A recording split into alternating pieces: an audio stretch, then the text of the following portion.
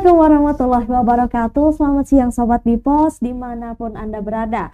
Oke, kali ini aku Tania Anggraini bakal menemani kalian semua dalam program Mom and Kids, Ibu Cerdas Anak Sehat. Nah, hari ini Sabtu 27 Agustus 2022, aku bersama Mbak Galuh Dwintasari MPSI, Koordinator Unit Konseling Fakultas Kedokteran Gigi ULM. Halo Mbak Galuh. Halo Mbak. Nah, kita hari ini bakal bahas dengan tema agar buah hati tak saling iri ya Kak. Gimana enaknya nih panggilnya Kakak ya? Terserah. Oke, mungkin enaknya kita panggil Kakak ya.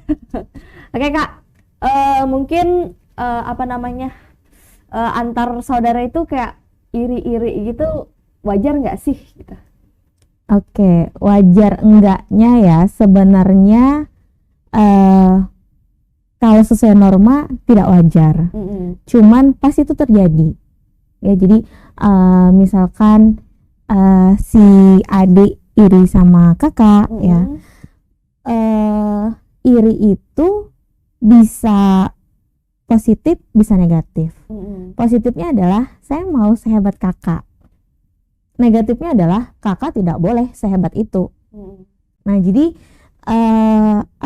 Jadi bagaimana kita melihat situasi kalau pada anak kecil ya, bagaimana kita melihat situasi supaya tidak terjadi yang malah dia mungkin akan mencelakai kakaknya atau adiknya gitu. Jadi bisa sampai mencelakakan seperti itu ya? Pada beberapa kasus iya. Contohnya kayak gimana gitu?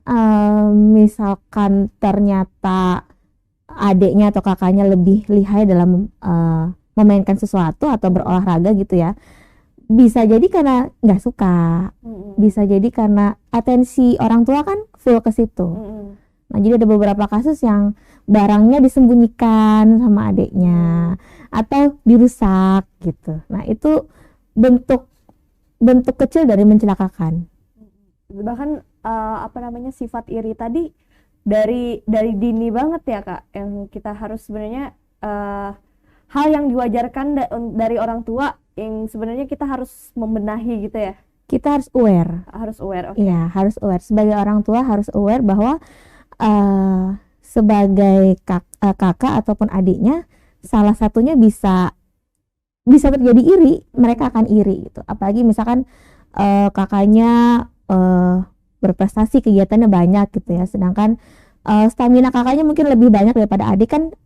Karakter unik ya masing-masing ya gitu. Nah, bisa jadi adiknya bingung karena kenapa selalu kakaknya, atau mungkin kebalikannya kenapa selalu adiknya gitu. Jadi pentingnya kita tahu bagaimana perasaan anak. Maksudnya kayak gini, nih adiknya nih iri kah sama kakaknya gitu. Nah, itu orang tua harus aware. Oke. Akibat dari dini tadi nih Kak, sikap iri hati dari dini tadi itu apa aja sih? Akibatnya yang pasti pertama tidak rukun ya. Jadi mereka tidak rukun, kemudian ada perasaan yang tadi bahwa adik saya atau kakak saya tidak boleh sehebat itu, maksudnya kenapa tidak saya dan lain-lain gitu. Kemudian menginginkan atensi seluruhnya dari orang tua dan keluarga. Oke. Mungkin orang tua harus mengambil sikap apa nih atas anak-anaknya yang mungkin iri satu sama lain, si kakak lebih hebat atau si adik lebih hebat. Terus apa yang harus orang tua lakukan nih? Mungkin untuk aware di kasus pertama nih. Oke, apa yang harus orang tua lakukan ya? Jadi ini menarik karena banyak orang tua yang berpihak akhirnya. Maksudnya ketika adiknya jealous gitu ya, malah mamanya ya pantas lah kakakmu kan gini gitu kan. Atau ketika yang kakak iri sama adik, ya iya kan adikmu tuh loh gini. Nah, sebenarnya orang tua harus netral. Jadi orang tua harus netral sama kakaknya sama adiknya gitu. Jadi dijelaskan, adiknya lebih hebat di situ karena mungkin latihannya lebih banyak daripada kakak. Nah, kakak kan sukanya yang lain, makanya kakak lebih hebat di bidang itu. Nah, jadi kita memvalidasi kebisaan si kakak yang mana, si adik yang mana. Jadi mereka punya keahlian masing-masing. Nah, dan orang tua juga nggak boleh kayak misalkan coba nah itu sama kayak kakak misalkan harus gini gini gini, padahal dia punya keahlian yang lain tuh. Nah si kakak gitu juga, coba Pang misalkan kayak adek tuh gini gini gini, padahal kakak juga punya keahlian lain gitu. Jadi kita fokus ke kelebihan anak, dia ahli di mana, ya udah kita support di situ. Dia nggak harus jadi kakaknya atau jadi adeknya kok. Tapi kan kadang nih Kak, kalau orang tua tuh suka apa ya, suka nggak melek akan hal kayak gitu, dia tuh suka maksa kayak gitu kan. Nah terus kan itu otomatis membentuk pribadi anak yang dari dini, udah dari dini kan dia nih tuh coba ikutin kakakmu atau ikutin adekmu gitu. Nah terus mengubah si anak yang udah kebentuk tadi nih gimana tuh Kak? Oke, jadi yang kita bicarakan ini adalah multi generasi ya. Jadi ibunya gimana, kemudian menghasilkan anaknya seperti apa. Nah, makanya sebetulnya itu complicated ya, karena anak terbentuk dari orang tua. Nah, cuman harapannya kita nggak bisa nyalahin orang tua. Bisa jadi memang banyak hal yang dilalui gitu ya. Cuman perkembangan teknologi semakin baik ya sekarang ya. Dan seharusnya kita open minded ya. Open minded dalam artian terbuka bahwa pola pengasuhan saya ini sudah benar atau tidak. Apakah saya perlu memperbaiki atau tidak gitu. Nah harapannya untuk orang tua seperti itu. Jadi nggak bisa dipakai tuh yang cara-cara dulu kami begitu biasa aja. Dulu saya dipukul biasa aja. Sekarang udah nggak bisa kayak gitu. Beda generasi, beda caranya kita bagaimana membesarkan anak. Dan dulu kalau dulu kan ilmu parenting susah ya dapat. Kalau sekarang ada sosial media, terus mudah untuk kita mendapatkan psikolog atau konsultan untuk nanyain gimana sih pola asuh yang baik itu. Nah jadi diharapkannya sih orang tua bisa menyadari ke arah sana. Harapannya dari kasus yang tadi. Tapi kan susah karena si orang tua juga terbentuk dari orang tuanya kan ya. Betul. Terus dia udah besar, udah dewasa dengan pribadi yang seperti itu mungkin ya. Selanjutnya nih Kak, kita soal tadi udah nyenggol soal perbandingan ya. Dampaknya apa sih Kak? Misal nih si kakak digangguin adik, terus si kakak nih disuruh ngalah terus. Itu bisa bikin si kakaknya iri atau apa kayak gitu dampaknya tuh? Sebenarnya bukan hanya iri yang berdampak. Kalau misalkan satu anak maupun adik atau kakaknya disuruh ngalah terus, itu terbawa sampai dia dewasa. Di situasi sosial manapun nanti dia akan mengalah terus.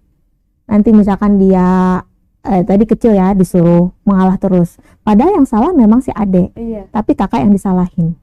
Dia naik nanti dia SMA, ketika ada situasi sosial yang seperti itu dia mengalah sama teman-temannya, sama gurunya, walaupun dia nggak salah dia terima-terima aja dia disalahin, padahal dia bisa membela diri kan. Nah nanti naik lagi dia di lingkungan kerja, ketika mohon maaf mungkin ada orang yang nggak suka sama dia, kemudian dimanipulasi gitu ya, jadi pokoknya dia yang salah.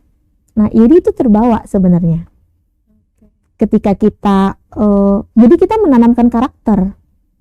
Kalau kakak harus ngalah berulang-ulang kayak gitu, bertahun-tahun kayak gitu, itu yang akan dibawa si kakak ke situasi sosial yang lebih besar. Jadi dia mau benar dia tetap akan salah, karena dari rumah pun walaupun dia udah benar nih kan disalahin. Tapi selain itu Kak, kan kadang disalahkan karena dia disalahkan atas yang sebenarnya bukannya dia yang ngelakuin ya. Mungkin ada ada dampak lain nih yang ditimbulkan, misalkan si anak ini jadi pembangkang. Bisa jadi pembangkang dan melawan, dan akhirnya seperti itu. Apakah itu bagus atau mungkin itu bagus dalam konotasi dia bisa defense dirinya nih, atau kayak gimana Kak? Oh gini, jadi membangkang tadi perlu kita samakan persepsinya. Kalau misalkan dia membela diri, bukan saya kok yang jatohin ma misalkan, itu tadi yang nyenggol adek, itu kategori pembelaan diri. Iya, dia membetulkan, dia ngasih tahu, bukan membangkang. Nah tapi kalau orang tua kolonial, ketika anak menyampaikan itu dianggap melawan, membangkang gitu ya, padahal sebetulnya tidak. kalau frame-nya seperti itu, bahwa tadi yang jatuhin ade bukan kakak gitu, kan berarti dia berani mengungkapkan apa yang sebenarnya terjadi, dan itu bagus. Jadi ketika nanti di lingkungan sosial dia dituduh, dia disalahkan yang bukan dia bisa membela diri, dia bisa menyampaikan apa yang sebenarnya terjadi gitu. Kadang kan banyak orang yang diam aja, nurut-nurut aja gitu. Mungkin sikap orang tua seharusnya seperti apa tuh? Soalnya kan ya mungkin orang tua kalau kolonial ya kolonial ketika mendengar si anak melawan seperti itu, melawan konteksnya mereka ya, bahkan kayak adiknya jatuh atau apa, si kakak yang disalahkan. Kenapa kamu nggak jagain adik? Kenapa kamu gini-gini? Kenapa kamu main terus segala macam tuh gimana sih, Kak? Kita balik lagi, yang pengen punya anak itu mamanya atau kakaknya sih? Nah, itu ya. Iya kan? Nah, terus kalau misalkan kenapa kakak yang disuruh jaga adik? Oke lah, sambil main bersama, jaga biar nggak terluka dan lain-lain. Tapi untuk fokus tugas utamanya bukan si kakak. Kakak ya tetap ada haknya dia main juga. Bukan tugas kakak untuk menjaga adik 24 jam, tuh tugas orang tua. Gitu. Jadi sebetulnya ayolah orang tua kita harus open minded gitu ya. Udah nggak bisa pakai cara lama.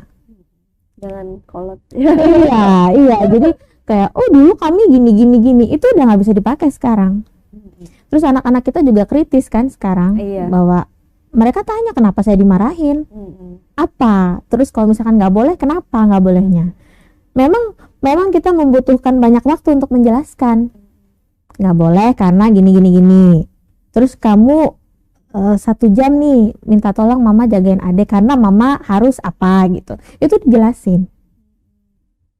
Berarti kita juga sebenarnya selain mengajarkan sesuatu, kita juga harus belajar juga ya. Benar. Oke.